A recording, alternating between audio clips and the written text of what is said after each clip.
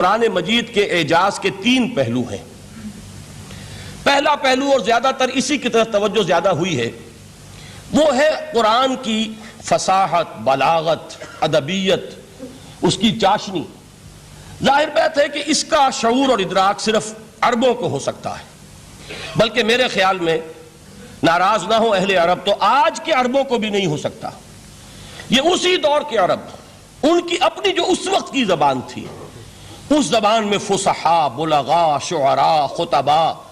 ان کو اتنا ذوم تھا کہ وہ باقی پوری دنیا کو کہتے تھے یہ گونگے ہیں، بولنا ہمیں آتا ہے، خطیب ہم ہیں، شاعر ہم ہیں، خطبہ ہم دے سکتے ہیں، شعر ہم کہہ سکتے ہیں،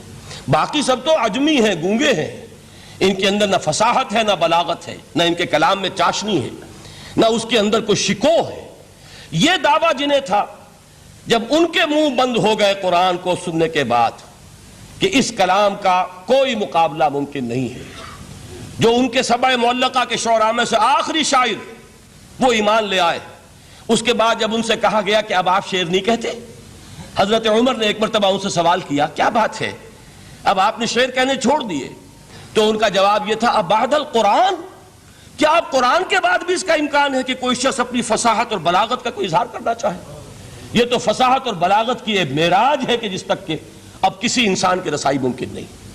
تو فصاحت اور بلاغت جو ہے قرآن کی اور اس کی ادبیت، در حقیقت اس کا ادراک تو ہو سکتا ہے صرف اہل زبان کو۔ ہم لوگ جو ترجموں سے پڑھتے ہیں، چاہے کتنی ہی گرامر پڑھ لیں، کتنی صرف و نحو پڑھ لیں، واقعہ یہ ہے کہ وہ جو ایک ہوتا ہے نفس پر جب انگلی آتی ہے تو جو ایک آپ کو فیل ہوتی ہے، وہ فیل ہم جو عجمی لوگ ہیں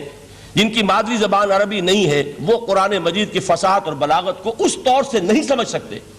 جیسے کہ اہل زبان سمجھ سکتے ہیں، اور خاص طور پر جیسے کہ اس زمانے کے اہل زبان نے سمجھا۔ آج چونکہ عربی زبان ویسے تو جو اس کی فصیح لینگویج ہے